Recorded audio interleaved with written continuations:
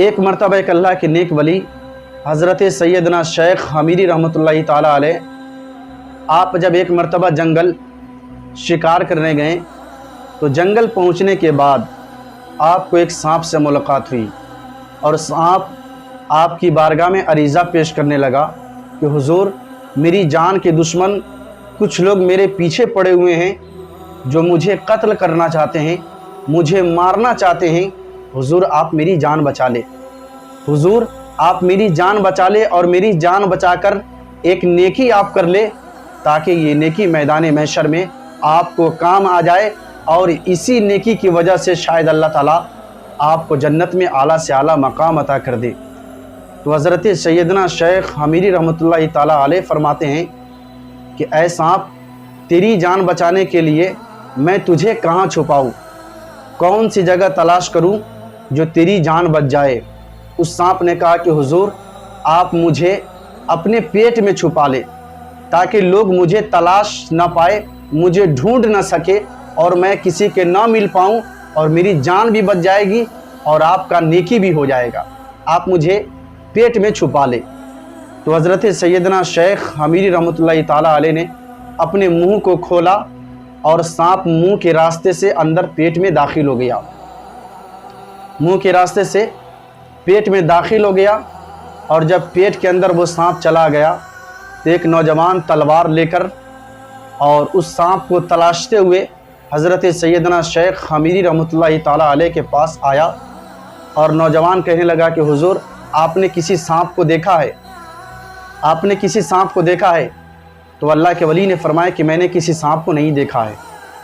میں نے کسی سانپ کو نہیں دیکھا ہے۔ جب اتنا جواب سنا تو وہ نوجوان تلوار لیے اور وہ اپنے راستے پر چل پڑا، وہاں سے نکل پڑا۔ اس کے بعد سانپ حضرت سیدنا شیخ حمیری رحمۃ اللہ تعالیٰ علیہ کے منہ کے باہر آیا اور کہنے لگا کہ حضور کیا وہ قاتل، کیا وہ دشمن چلے گئے؟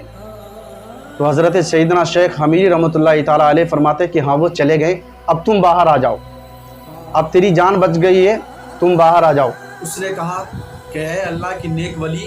تو نے کون سی لالچ دیکھ کر میری جان بچائی ہے؟ میرے پاس تو دھن دولت کچھ بھی نہیں ہے، کس لالچ میں تو نے میری جان بچائی ہے؟ اور تجھے پتہ نہیں کہ میں آدم کی اولاد کا دشمن ہوں، میں آدم کی اولاد کا دشمن ہوں۔ اب میں تیرے پیٹ سے باہر نہیں آؤں گا، اور تیرے پیٹ کے اندر رہ کر تیرے دل کو ڈنک مار مار کر اسے میں چھید کر دوں گا، سوراخ کر دوں گا، اور تیرے پیٹ کے اندر رہ کر اپنی زہر کو اتار کر اور تجھے میں جان سے مار دوں گا، تجھے میں جان سے مار دوں گا۔ سانپ نے اللہ کے ولی سے دھوکہ بازی کیا، اللہ کے ولی سے دھوکہ بازی کیا، لیکن اللہ کے ولی ولی ہوا کرتے ہیں، اللہ کا دوست دوست ہوا کرتے ہیں، جس کے بارے میں اللہ تعالیٰ ارشاد فرماتا ہے قرآن عظیم میں، فَاذْكُرُونِي أَذْكُرُكُمْ، اے میرے بندے تم میرا ذکر کرو میں تمہارا ذکر کروں گا، تم میرا سنو میں تمہارا سنوں گا، تم میرا دوست بن جاؤ میں تمہارا دوست بن جاؤں گا۔ جو اللہ کا دوست ہوا کرتے ہیں، جو اللہ کے ولی ہوا کرتے ہیں، وہ کسی بھی مصیبت سے گھبرایا نہیں کرتے ہیں۔ اسی لیے کسی نے کیا ہی خوب کہا ہے کہ نور حق شمع الہی کو بجھا سکتا ہے کون، نور حق شمع الہی کو بجھا سکتا ہے کون، جس کا حامی ہو خدا اس کو مٹا سکتا ہے کون۔ حضرت سیدنا شیخ حمیری رحمۃ اللہ تعالیٰ علیہ فرماتے ہیں کہ اے سانپ، اگر تجھے مجھے جان سے مارنے کا ارادہ ہے تو ایک کام کرو، یہاں سے کچھ دور پر ایک پہاڑ ہے جس کی اونچائی پر ہم چلتے ہیں، اور وہاں تو میری جان مار دینا، وہاں تو مجھے مار دینا۔ سانپ نے کہا ٹھیک ہے۔ جب حضرت سیدنا شیخ حمیری رحمۃ اللہ تعالیٰ علیہ پہاڑ کی اونچائی پر پہنچے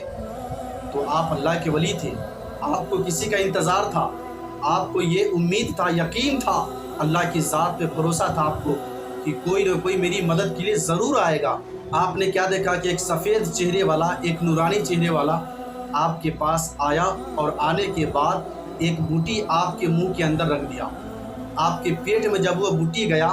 تو جانے کے بعد عجیب و غریب سا ہونے لگا، ان کے پیٹ میں درد ہونا شروع ہو گیا۔ پھر اس نے دوسری بوٹی رکھی، اور دوسری بوٹی جب پیٹ کے اندر گئی تو پیٹ میں پھر عجیب و غریب سا ہونے لگا، پیٹ میں درد ہونا شروع ہو گیا۔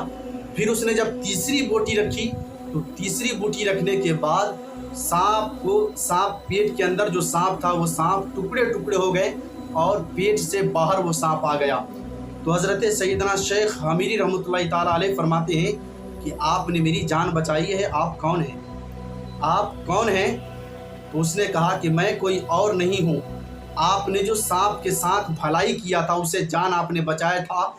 वही नेकी मैं हूँ जो आपको जान बचाने के लिए अल्लाह की तरफ से मैं आया हूँ।